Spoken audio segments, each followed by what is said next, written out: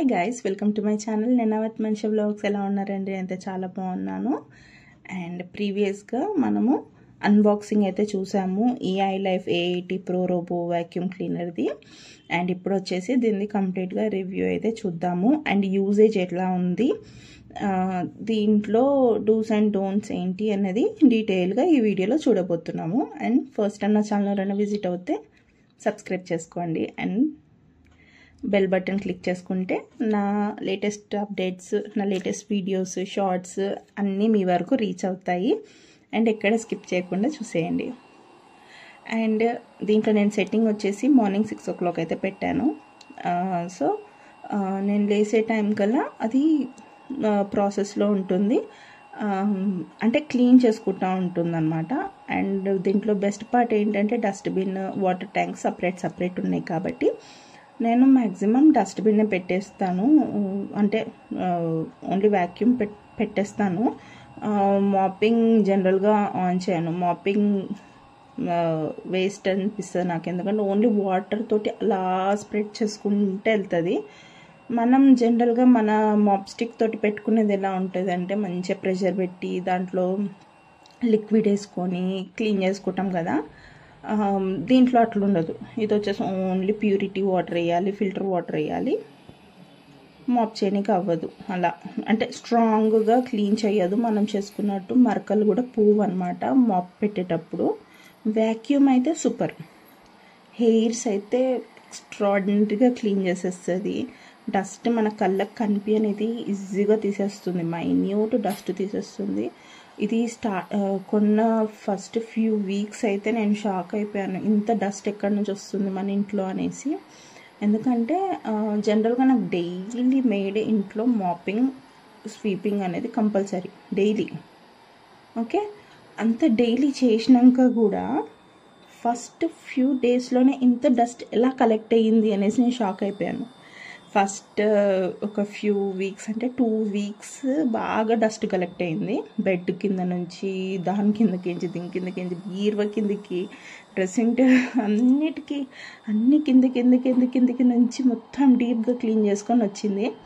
తర్వాత 2 weeks తర్వాత 1 month తర్వాత నుంచి గ్రాడ్యువల్గా డస్ట్ కలెక్షన్ అనేది తగ్గిందనమాట.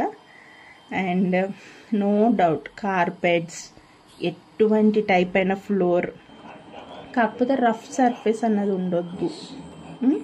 ఫ్లోరింగ్ ప్రాపర్గా ఉండాలి, కింద మీద ఉండొద్దు అనమాట. ప్రాపర్గా ఉండాలి. ఎటువంటి సర్ఫేస్ అయినా పర్లేదు, మంచిగా క్లీన్ చేసుకుంటుంది. మ్యాక్సిమం అన్ని ప్లేసెస్లో పోవడానికి ప్రయత్నిస్తుంది, అన్నిటి కింద పోనీకి ప్రయత్నిస్తుంది. అండ్ ఇక్కడ కొత్తగా సోఫా కొన్న వాళ్ళకి టిప్ ఏంటంటే సోఫా లెగ్స్ కొంచెం హైట్ పెట్టించుకోండి, సో దట్ రేపు మీరు ఫ్యూచర్లో రోబో కొనడానికి ప్లాన్ చేస్తే అది ప్రాపర్గా ఇల్లంతా ఎఫిషియెంట్గా క్లీన్ చేస్తుందో సోఫా కింద కూడా వెళ్ళిపోయి క్లీన్ చేస్తుంది అనమాట.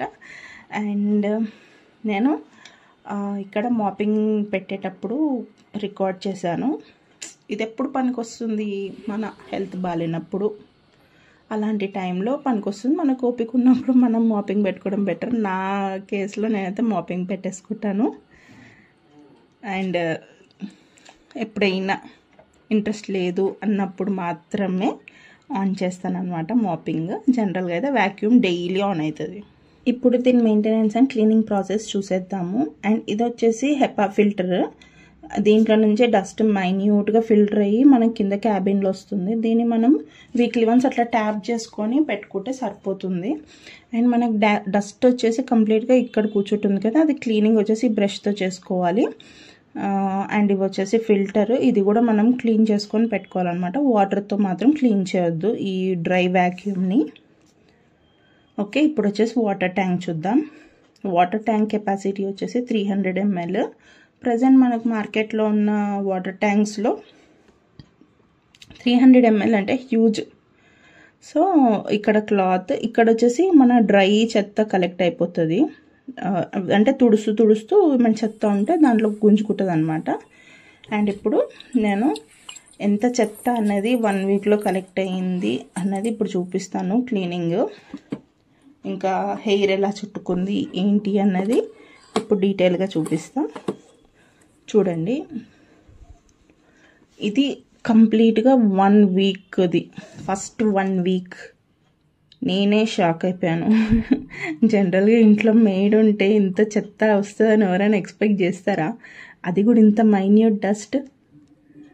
I'm like shock. ఇంకొకటి ఏంటంటే దీంట్లో చిన్న చిన్న ants, dust mites, spider webs, spiders అన్నీ ఇట్లా పురుగులు కూడా దాంట్లో వచ్చేసాయి అన్నమాట.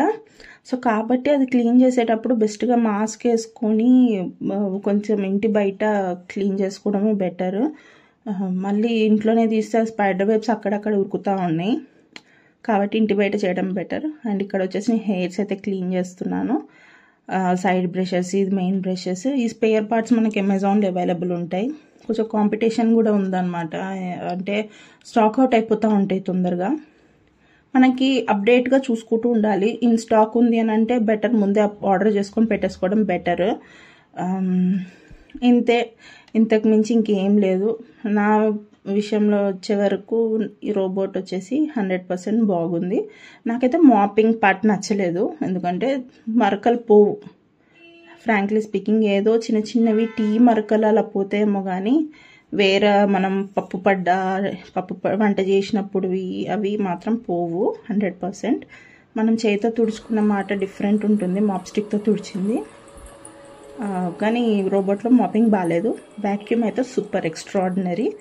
అండ్ ఇది వచ్చేసి మార్నింగ్ నేను నిద్ర లేగంగానే చూస్తాను అనమాట డైలీలా.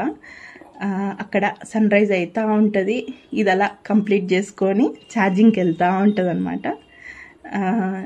One of my favourite view. ఇంతటితోటి వీడియో ఎండ్ చేస్తున్నాను. ఫస్ట్ టైం నా ఛానల్ ఎవరైనా విజిట్ అవుతే please do like, share and subscribe to my channel and don't forget to press the bell icon for my more updates.